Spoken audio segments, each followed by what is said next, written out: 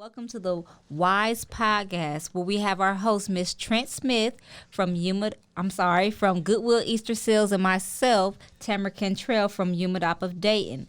And today we're just going to recap of what we learned in Lesson 1 of our WISE programming, understanding the changes associated with aging. So to begin, we'll go into our Activity 1, which dispelled some of the myths associated with aging. So with that, our truth and myth game, we had our first question was, aging is a highly individual experience. People age at different rates. This was actually true. Much of how we age depends on how we care for ourselves, and that can include whether we drink, smoke, or whether we engage in healthy eating or any physical activities. So aging affects different people depending on how you care for yourself. All right, so the second truth or myth was increasing age brings about a decline in sexual desire and interest. That is false. That's false, and there's been studies that show. So there's a comprehensive study, national survey of sexual attitudes and behaviors and problems among older adults in the U.S., found that most people ages 57 to 85 think of sexuality as an important part of life, and that the frequency of sexuality activity for those who are active declines only slightly from the 50s to the early 70s. This survey also found that the sexual activity was closely tied to overall health, which was even more important than age. However, as health declined after the early 70s, so did the prevalence of sexual activity, particularly for women. And among those remained sexually active, nearly half reported at least one sexual problem, such as lack of desire. So there's a lot of research out there that helps understand that this is false. Yes. All right. Number 3 said dementia is a normal part of aging. That is actually myth. Dementia is not a normal part of aging. So as we get older, we do not all develop dementia. Dementia is actually a syndrome, usually of a chronic or progressive nature, in which there is deterioration in cognitive function beyond what might be expected from normal aging. It affects memory, thinking, orientation, comprehension, calculation, learning capacity, language, and judgment. So as we get older, we do not all develop dementia. That is a myth. Absolutely. Well, moving on, let's talk genetics, nutrition, stress, exercise, healthcare, lifestyle, all influence the aging process. And that is true. That is true. While the role of genetics in aging is important, it's tremendously overstated. So genes are about 35% of the story. Individuals make choices that can play an important role in how successfully each of us age. So diet, exercise, and even medications may delay or eliminate the emergence of disease. So that is true. All those things help. All right. And number 5 stated, you can't teach an old dog new tricks. That is actually a myth. As we get older, we are actually capable of learning new activities and learning new skills or making fresh lifestyle changes. So the fact that we're getting older doesn't mean that we're stuck in our ways. It means that we can still grow and learn and engage in new activities. Absolutely. That's true. So, or that is false. You can teach old dog new tricks. Mm-hmm. So the next step is most of aged and live in long stay institutions such as nursing homes, mental hospitals, and homes for the aged. That is a myth. That is not true. So only 1% of people ages 65 to 74 and 20% of people aged 85 and older live in nursing homes or long-term care facilities. 25% of people admitted stay for 3 months or less and often are admitted for just rehabilitation or end-of-life care. About half those residents spend at least 1 year in the nursing home, and 21% live there for almost 5 years. So that is a myth. All right. All right, and number 7, we talked about physical strength tends to decline with age. That is true. Beginning at age 30, most of us lose about 1% or a third of a pound of muscle every year as the body starts tearing down old muscle at a faster rate than it builds new tissue. So that what that means is as we get older, as we age, our body is not able to regenerate that tissue that's being broken down. So we end up losing that strength. So that is true. Right. So actually, number 8 is being socially active is good for your health. That is absolutely true. So there are many things you can do to help yourself age well. Physical activity and exercise. There's making healthy food choices are the cornerstones for most suggestions about healthy aging. But emerging research also indicates the possibility that engaging in social and productive activities you enjoy, like taking an art class or volunteering in your community or with your place of worship, may also help maintain your well-being. So a number of real early studies found that people who are involved in hobbies and other activities may have a lower risk for developing some health problems, including dementia. All right, and that concluded activity 1 with our dispelling all our myths about aging. Activity 2 in this lesson talked about the top 10 causes of death. So I'm going to run through the top 10 causes of death, and then Miss Trent will go through the top 10 causes of death within Montgomery County. So number 1 was heart disease with 611,000 deaths. Number 2 was cancer with 584,800 deaths. Number 3 was chronic lower respiratory disease with 149,000 deaths. Number 4 was accidents or unintentional injuries coming in with 130,557 deaths. 5 was stroke with 128,978 deaths. 6 Alzheimer's disease with 84,767 deaths. 7 diabetes, 75,578 deaths. 8 was influenza and pneumonia with 56,979 deaths. Number 9 was nephritis, nephrotic syndrome, and nephrosis with 47,112 deaths. And number 10 was suicide with 41,149 deaths. So these were the top 10 causes of death amongst our older populations. Trent will now talk about the top 10 causes of death just within Montgomery County.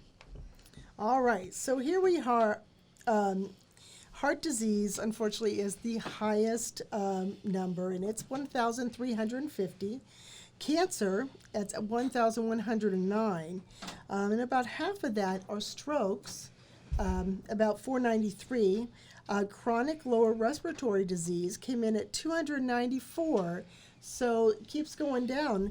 But those are the 4 that I wanted to actually highlight for today. But the other thing I wanted to mention is our COVID-19 deaths in Montgomery County. And so we've got a number of 431 deaths in Montgomery County. But hopefully those numbers are going down, right, Taylor? Yes, hopefully. Let's just keep our fingers crossed. Yep.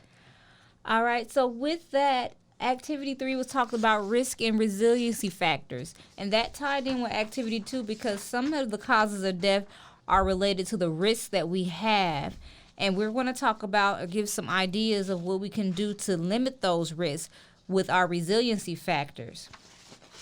So a risk factor that we have is obesity. So with obesity, Trent, what do you think some things that we can do to overcome that or reduce that risk? Oh, I think there's some great things we can do. We can do some exercise. I know sometimes exercise seems like a big thing, but you know what? Exercise can just be movement. Exercise can be just, sitting in your chair and lifting your arms. And you might find me at my desk sometimes, just lifting my arms, sometimes take my water bottle and use it as a weight, just to get some movement in there. So I think just having some good, gentle exercise is always good. Right, absolutely. And also, the way we prepare our meals can help combat obesity. A lot of saturated fats come from fried foods or our sweets that we like to eat. So, maybe cutting back on some of those fried foods and baking our foods, maybe substituting some of our favorite ice creams for like our frozen yogurts and fruits. So, those are some things that we can do to be resilient in overcoming that risk factor of obesity. Right. We have another risk factor of physical inactivity. Now, that has affected a lot of people being inactive due to COVID-19. And with that in mind, I would just have to say that following what Trent was saying, doing some chair exercises, some of those low impact, low intensity things just to stay moving. Also being creative with getting on YouTube and watching some of those videos and doing it within the comfort of your own home to help combat that physical inactivity. And with this, we know that physical activity is the main cause for 25% of breast and colon cancers, 27% of diabetes, and approximately 30% of heart disease.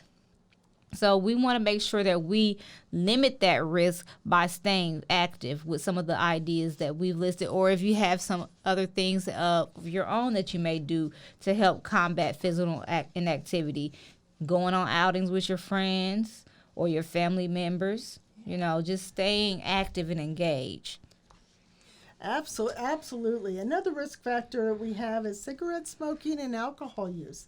So cigarette smoking has it's estimated of 443,000 deaths, or nearly 1 in every 5 deaths each year in the United States. So more deaths are caused each year by tobacco than all other deaths together. So that's something that we want to be really encourage people to not use cigarettes and not use vaping and things like that. The other thing is alcohol use, and I know sometimes alcohol use has become an issue in the United States, and so we always want to encourage people to always don't use it to at some point you can cause adverse health consequences, cirrhosis, and it causes it can contribute to various cancers. And things like that. So we always encourage people not to overuse or misuse alcohol. Yeah. All right, and another risk factor we have is isolation. Research associates isolation with higher numbers of chronic illness and higher depression scores. So when we're in isolation, we tend to decline in health because we're not getting out, we're not exercising, we're probably not eating healthy. We just lose that whole social aspect of life. It affects our thinking and judgment. So some resiliency factors or some resiliency things we can do to limit that risk factor with isolation, as mentioned before, is kind of staying involved with your family, with your friends, getting involved in group activities. So I know with the COVID, before it was kind of hard, but things are coming around a little better now. So just making sure we're staying engaged and aware of the things that we can do.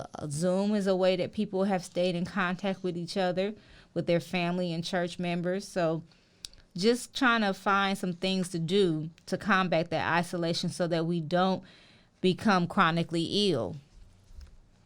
Absolutely. So another risk factor that we have to combat is psychological factors. So those things like our stress, depression, isolation, low tolerance, accepting change. Sometimes certain personality characteristics can expose you to psychological factors. So what are some things that we can do to combat those psychological factors? Well, we need to be aware of some of the signs and symptoms that we may be experiencing psychological factors and seeking help. Did you have anything else? Absolutely, and I think it's always important with psychological factors. When you ask for help, that's not a weakness. That's a strength to be able to reach out. So if you're feeling down and reach out to your friends and family or doctors to get the support that you need. Absolutely, and that goes into aging and depression. With age, sometimes depression can sit in because of the isolation and the lack of physical activity. Sometimes we become immobile. So we want to make sure that we're staying aware of some of those signs and symptoms of depression. And when we see those in other people, or if we start feeling it or seeing it with ourselves, that we're seeking the appropriate help and attention that we may need. Right. Depression is not a normal part of growing old, right? It's the most seniors feel satisfied with their lives. However, depression can and does occur in older adults. Unfortunately, it often goes undiagnosed and untreated. And so they're reluctant to seek help. But it's important to know that this is not something, it's not normal part of growing older. So don't just accept it as what it is. Take care of yourself.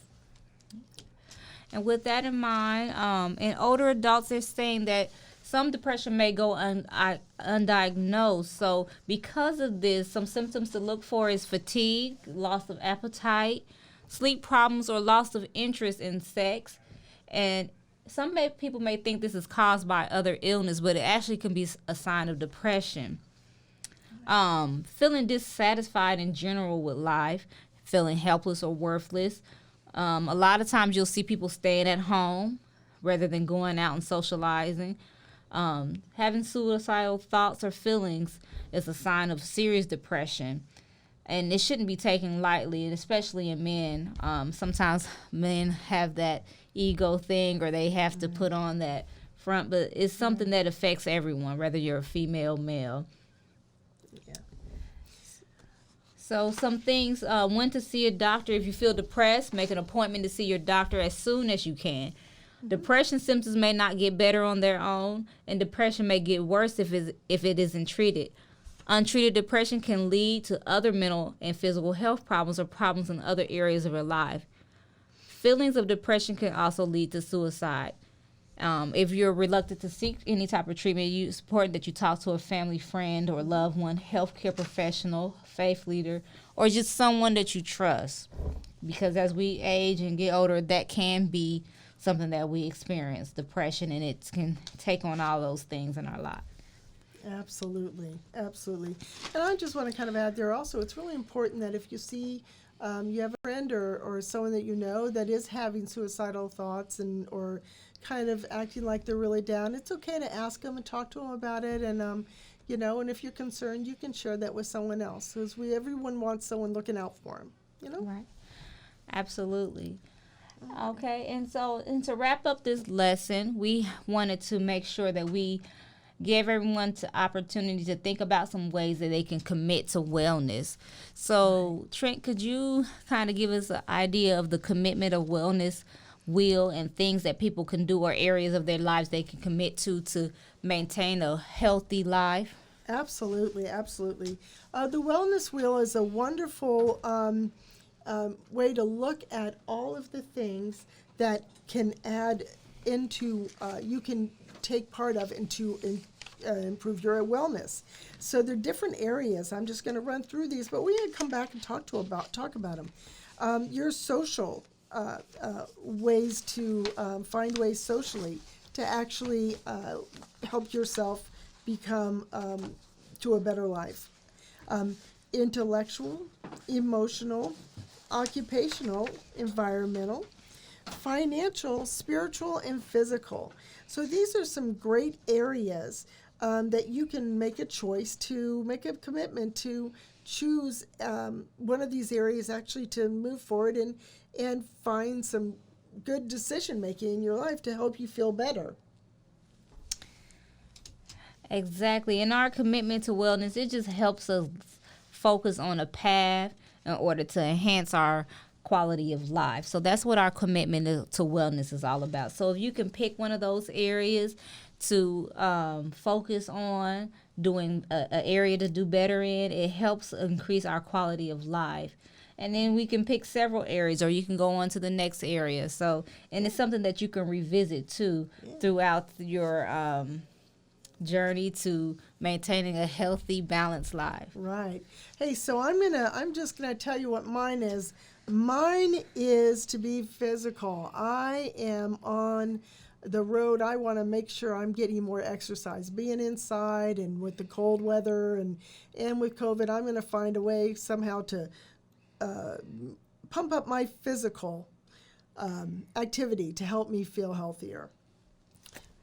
Tamara, do you have something you're going to commit to? I would probably want to commit to financial wellness. We all want that financial freedom, but we all have those spending habits, and sometimes you're like, oh, I shouldn't have done that. So just managing my money better so that I can enjoy life a little better and not be stressed about certain things, maybe creating a better budget. Absolutely. And limiting certain pleasures that we may have, even though it's good to have those things, but just having financial wellness is important as well. Absolutely. That's great. That is a great idea. So I think that we're going to wrap up our podcast, but we want to tell you some more about who we are and the organizations that we are working with. And I am going to go ahead and tell you a little bit about Goodwill. Goodwill Easter Seals is a wonderful organization. We have all sorts of programming to help all sorts of people in all age groups and different things. And always know that everything that you purchase from stores money goes back to services that we help provide to the community. So a couple of those services I wanted to talk about is, first of all, our prevention team. That's what I am. I'm a prevention specialist with Goodwill. And we do lots of different programs out there. And, of course, the big program we do is the WISE program, which is today, the Wellness Initiative for Senior Education. And this podcast is a great way for us to reach out to people. Another thing that we have is we have something called the Medical Equipment Loan Program. And Goodwill has a program that lends assistive living medical equipment to anyone in need. They offer wheelchairs and commodes and walkers and crutches, and all free of charge. They accept donations as well. So we are open now from Monday, Wednesday, and Fridays from 9:30 to 4 p.m. And we're located at the main Goodwill building in downtown Dayton. And you can actually just get on the website or call to have like a non-contact appointment. And just to know that those items are things that you can keep. You don't have to pay for them at all. If you ever want to get rid of them, you can bring them back to a store, bring them back anywhere, and or give them to a family member who might need them. I know that my family has used them. Myself and my family have all used equipment. The other one that I'm going to highlight is Goodwill Easter Seals Senior Program, and this is called CSEP, and it is the Senior Community Service Employment Program, better known as CSEP. And it provides job training and employment opportunities for seniors age 55 and older with limited income who may be facing barriers or lack confidence or skills. So to help them get back into the workforce. And so they provide training and everything through this program. So the senior services provide some great opportunities there at Goodwill. So, and we'll talk more at each of our podcasts. We'll highlight some more programs that we have. But Tamara, what do you have? Okay, so I am Tamara Cantrell with the UMADAP of Dayton. And the UMADAP of Dayton stands for the Urban Minority Alcoholism and Drug Abuse Outreach Program. Our organization is located at 1 Elizabeth Place, RT1 in Dayton, Ohio. We have been in existence since 1980 and became an incorporated freestanding organization in 1991. UMADAP of Dayton in particular, provides prevention, treatment, and reentry programming, implementing numerous evidence-based programs and activities focused on human development, preventing risky behaviors and reducing health disparities for residents of Montgomery County. Some areas that we focus on are prevention, treatment, and reentry.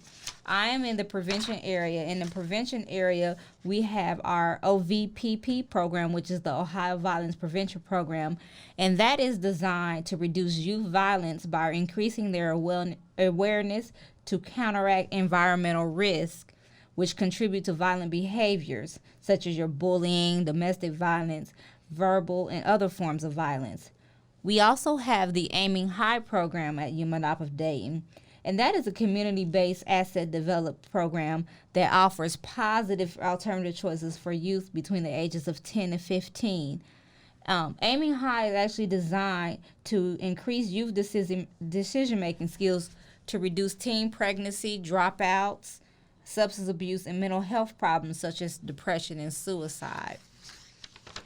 Some other prevention programs we have is the Elder Care Program, and we also do the WISE program along with the Goodwill. And this program is designed to reduce the incidence of prevalence and negative consequences associated with ATOD abuse among the elderly population, and also to help enhance healthy lifestyles within the elderly population. We have Health and Wellness, which is a program which is with the Commission on Minority Health, and also a lupus program, which offers support groups for lupus education and awareness. So those are just some of our prevention programs. We'll share a little more about our prevention in another segment. We also have treatment, which is outpatient treatment, and recovery support services. In our reentry programs, we have the Circle for Recovery and our community transition program, which is the CTP program. And we'll discuss those in more detail later in our podcast. Fantastic. Oh, that's wonderful. Thanks for sharing all those programs. UMaNOP Dayton is fantastic place for people to get services. But I think we're going to go ahead and wrap this up. I wanted to let you guys know that the show that was aired at 3 o'clock today, it's going to be replayed several times. So you can see the new show live every third Tuesday of the month. But every second Wednesday at 9 p.m., you can watch the show that was previously recorded. Or the third Friday at 11 a.m. Is another time you can see that show. And every Thursday at 4 p.m., you can watch the previous live show that they've recorded, and they'll be sharing it here on Day TV. We want you to, you can look to watch it this Thursday, actually, the 18th. So if you missed it today, you can watch it tomorrow or Thursday. And our next live show is the 16th of March at 3 p.m. And you can catch us live. And our podcast will always follow right along afterwards, right? That is correct. All right, I want to thank everyone for participating and listening in. And I hope that you all will join us again the next month in our next lesson, where we're going to be continuing on with the WISE program. And just to let you know that lesson 2 will be focused on